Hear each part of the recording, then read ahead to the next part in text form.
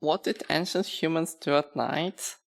Honestly, I don't know. Like, I never thought about this for the reason of my life.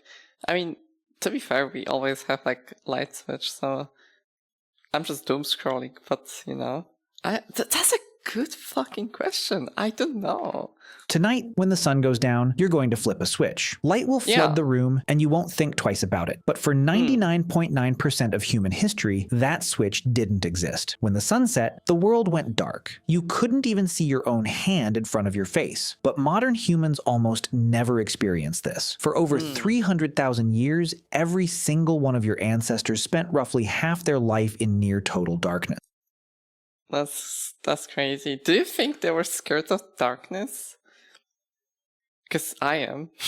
They didn't even have candles for most of that time, just the black sky, the stars, and whatever fire they could keep alive. So what did they actually do for all those hours? The answer changes everything we think we know about sleep, storytelling, and what it means to be human. Let's start with fire, because fire is the reason any of this was possible. The earliest solid evidence of humans controlling fire comes from Wonderwork Cave in South Africa, roughly 1 million years ago. But fire didn't just almost as much as I am old.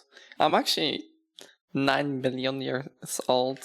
Keep people warm. Fire completely restructured the human day. Before fire, our ancestors were like every other primate. When the sun went down, you climbed a tree or found a sheltered spot and you stayed still. Moving at night meant becoming food. Our eyes are terrible in the dark compared to the predators that hunted us. Leopards, hyenas, wolves, all of them could see just fine. Fire changed that equation overnight. Literally. A campfire creates a circle of safety roughly 30 feet in diameter. Inside that circle, predators won't come. Outside that circle, you die. This is not an exaggeration. Anthropologists studying modern hunter-gatherer groups have documented that people who wander away from the fire at night are significantly more likely to be killed by predators, even today. But here's what's fascinating. Fire... Okay, if I ever find myself in, you know, alone and I have to survive, I'm clinging to my fire. Didn't just... Wait, how much is 30 feet? It's like few meters, right? Protect humans at night. It gave them something they'd never had before. Extra hours. Think about this. Before fire, the useful day ended at sunset. That's maybe 12 hours in summer, as few as 8 in winter. Fire suddenly added 2 to 4 usable hours to every single day. And over thousands of generations, those extra hours changed our species. In 2014, anthropologist Polly Wiesner published a study in the Proceedings of the National Academy of Sciences. She spent years recording conversations among the Jew/Huansi Bushmen of the Kalahari Desert, one of the last groups on Earth still living something close to the original human lifestyle. What she found was striking. During the day, about 80% of conversations were practical. Who's hunting where? Which plants are ready? Complaints, logistics, economic negotiations. Daytime talk was work, but at night around the fire, the entire character of conversation changed. At night, 81% of conversations were stories, tales of people in distant places, adventures, myths about the origins of the world, jokes that made the whole camp laugh. Wiesner argued that firelight conversation is where human culture was born. The campfire was the original theater, the original classroom, the original church. It's where humans learned to think beyond the immediate present and imagine things that don't exist yet. Dude, I love campfires sometimes. They're so chill. Even alone, just, you know, you just sit down and think. They're kind of cool. Obviously not maybe in the survival aspect, but even like sometimes if you can do like a campfire, it's just chill. It's just really chill. It hits different in some way. I don't know why. It's where we became us. But the night wasn't just about stories around the fire. There was something else happening, something that scientists only rediscovered in the last 30 years. You were not designed to sleep the way you sleep right now. In 2001, historian Roger E. Kirch published a paper that changed sleep science. He had spent 16 years digging through historical records, and he found something nobody expected. Over 500 references. Okay, how the fuck did we sleep before that? spanning centuries, prayer books from the 1400s, court records, diaries, medical texts, letters from ordinary people, even passages in Homer's Odyssey. All of them mentioned the same thing: first sleep and second sleep. Before the industrial age, people did not sleep in one continuous block. They went to bed shortly after sunset, slept for about 4 hours, then woke up. They stayed awake for 1 to 2 hours in the middle of the night. Then they went back to sleep for another 4 hours until dawn. This wasn't insomnia. This was normal. This was how... Should I try this, Loki? Just train myself to sleep 4 hours? I'm not even getting... Sometimes I'm not even getting 8 hours. Sometimes I get only 4 hours of sleep. And that's it.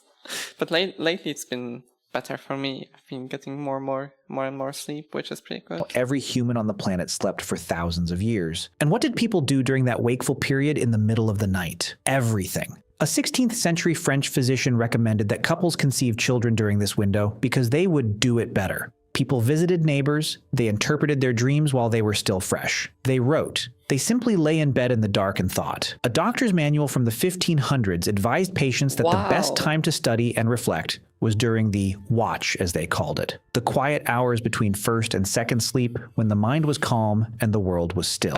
Now, historians had been reading these references for centuries, but they kept translating first sleep as something else, because they couldn't imagine that people ever slept differently than we do now. The assumption was so deep that translators literally mistranslated ancient Greek and medieval Latin to make it fit their modern experience. But then science confirmed what history had been saying all along. In 1992, psychiatrist Thomas Ware at the National Institute of Mental Health ran an experiment. He took a group of volunteers and removed all artificial light from their lives. For 1 month, they experienced 14 hours of darkness every night, just like our ancestors would have before fire extended the evening. Within weeks, every single participant settled into the same pattern: 4 hours of sleep, 1 to 3 hours of quiet wakefulness, then 4 more hours of sleep. Nobody told them to do this. Nobody suggested it. Their bodies just did it, as if some ancient program had... What the hell? Wait, this sounds kind of exciting. I don't know if I would run it on myself when I have school at the moment, but maybe during vacations. I don't know what I would do. The problem is you cannot scroll TikTok or anything like this because you're gonna wake up. But if you do like some reading maybe, or just even thinking, this can be interesting. I wonder if it leads to better sleep as well. Because I personally wake up every day and I'm still tired. Been waiting inside them the whole time, buried under centuries of artificial light. Ware measured their hormone levels during the wakeful period and found something remarkable. The participants were in a state unlike any normal waking state. Their brains were producing elevated levels of prolactin, the same hormone released during meditation and after orgasm. They described feeling peaceful, reflective, almost meditative. It wasn't just a gap in sleep, it was its own distinct state of consciousness, one that most modern humans have never experienced. So what killed it? The answer is simpler than you'd think. Light. In the 1600s, cities began installing street lamps. Paris was one of the first under Louis XIV, who wanted to reduce crime. London followed. The night, which had been a place of danger and fear, slowly became navigable. Then came cheaper candles. Then gas lamps in the 1800s. Then, in 1879, Thomas Edison commercialized the electric light bulb. And within a generation, the night as humans had known it for 300,000 years was gone. And here's the part nobody talks about. The word... You know what's crazy? That there's like it wasn't noted down that like my grandpa slept like 4 hours, but I never experienced it, you know? The word curfew comes from the French couvre-feu. It literally means cover fire. In medieval towns, a bell would ring at night signaling everyone to cover or extinguish their fires. Not because of safety, because night was supposed to be dark. Night was when you slept. Night was when you were vulnerable. For most of history, being out at night was suspicious. In many medieval European cities, walking outside after dark without a lantern was literally illegal. Night belonged to criminals and the supernatural. People feared it in a way that's almost impossible for us to understand today. And then we conquered it. We flooded it with light, and we thought that was progress. But here's what we lost. Modern humans are exposed to artificial light an average of 7 to 8 hours after sunset. This light, especially the blue light from screens, suppresses your body's production of melatonin, the hormone that regulates sleep. Your body doesn't know the difference between a light bulb and the sun. When light hits your retina at 11 p.m., your brain interprets it as daytime. It delays melatonin release. It fragments your sleep. It disrupts the circadian rhythm that evolved over millions of years. Researchers have found that people who go camping for just 1 week with no artificial light at all have their melatonin cycles reset by nearly 2 hours. Their bodies start producing melatonin at sunset instead. I wonder, so are we actually designed to sleep around 9 p.m.? Because I'm not gonna lie, I often sleep at like midnight, 1 a.m. instead of hours after it. That's all it takes for 300,000 years of programming to reassert itself. We didn't just change when we sleep. We eliminated an entire phase of human consciousness. That quiet, reflective state between first and second sleep, the state that Vare's subjects described as peaceful and meditative, doesn't exist anymore for most people. Instead, we have insomnia, and we treat it like a disorder. But what if it's not a disorder at all? What if waking up at 2 a.m. and lying there in the dark isn't your body malfunctioning? What if it's your body remembering what it was built to do? For 300,000 years, your ancestors spent their nights in a rhythm that modern science is only beginning to understand. They gathered around fires and told stories that built civilizations. They slept in 2 phases with a window of quiet reflection in between. They lived in darkness so complete that the Milky Way wasn't something you had to drive to a national park to see. It was just the sky. And every night when they woke in the dark between first and second sleep, they lay there in silence and thought about their lives, their dreams, and the world they would wake up to in the morning.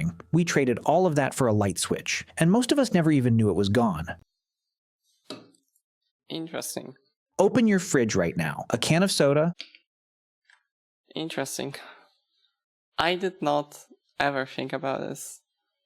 That's quite shocking. I guess you learn every day something new.